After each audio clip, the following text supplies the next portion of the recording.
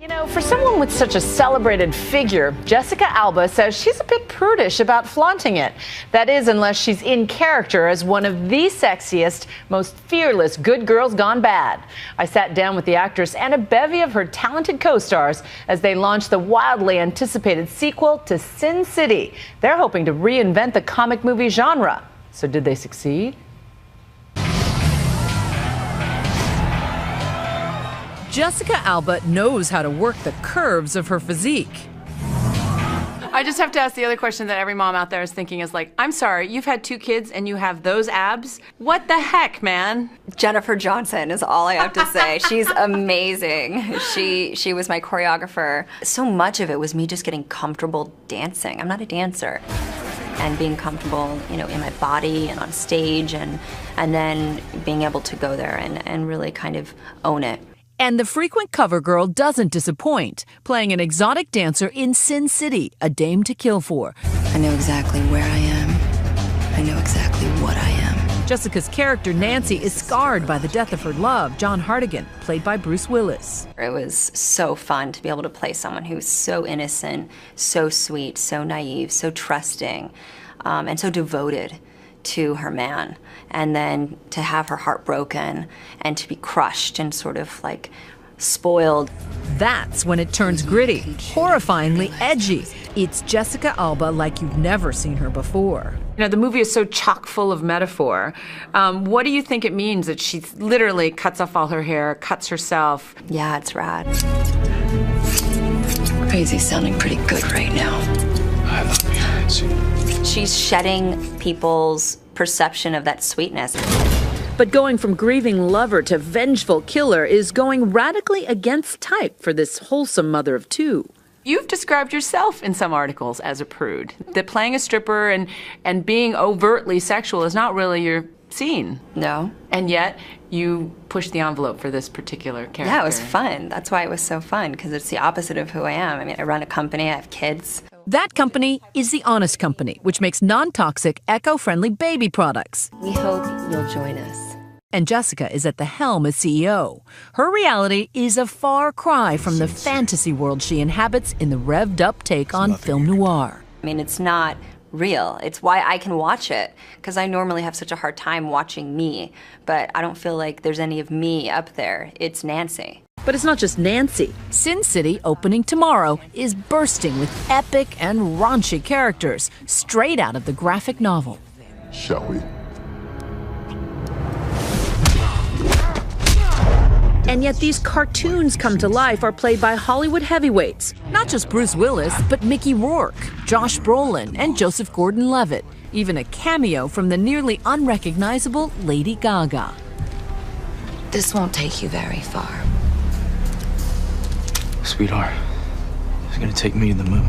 The characters are all soaked in seedy sex and stomach-churning violence. This violence is palatable and actually really fun to watch because it's not realistic. Even though you're being tortured? Yeah, but it's cartoon torture. You know, Wile E. Coyote is being tortured by the Roadrunner. It's always got a knowing humor to it.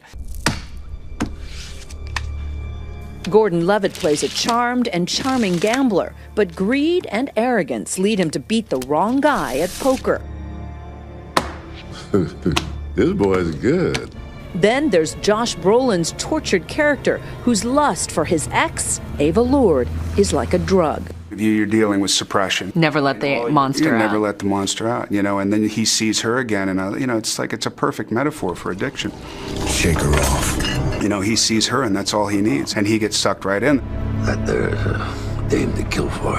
And so does the viewer, who's sucked in by filmmaker Robert Rodriguez. Action. Perhaps best known for his cult hits like From Dusk Till Dawn, and one of the earliest 3D movies from his franchise, Spy Kids. He's really starting to tick me off. Rodriguez doesn't just direct. He shoots, edits, even composes the movie's music. And he uses the newest green screens to create this fantasy netherworld, like diving into a cartoon. I call it the dream screen because it's anything you want it to be. Yeah. And you can move so fast and keep an actor in a flow because you don't have to change locations. You're going into this sort of magical dreamscape of a world. And acting in front of a green screen is like that. It's like being a kid and playing pretend. And I love that. And yet, the explicit sexuality is far from child's play. In fact, it's a former Bond girl from Casino Royale, Ava Green, who steals the show as a femme fatale to beat all femme fatales. Dwight, how long has it been? She's kind of a psychopath. Do me one last favor, lover. Stay still long enough for me to blow your brains out. What was it like playing such a wicked creature? Ava Lord is pure evil. And it's just fun to play somebody who is so free and irreverent. Because in real life, I'm kind of, I'm really shy. She may be shy, but not about appearing naked in the film multiple times. Was that hard at all? Of course, I think there's not one actor that I know that enjoys, a nudity scene, and you want to die. But for Ava Lord, nudity is a weapon. She uses her sexuality to get what she wants. You become kind of numb, and you just do it. You forget in some weird way that you are naked. Ironically, though she's not naked on the movie's poster, it sparked controversy when the Motion Picture Association of America banned it. I think it's a lot of noise for nothing. On the poster, it's very suggested. You don't really see anything. And I find it quite sexy in a very tasteful way. Eva's co-star came to her defense. We live in a very prude country. They much rather send kids to war than show a woman's breasts, which is something that's beautiful.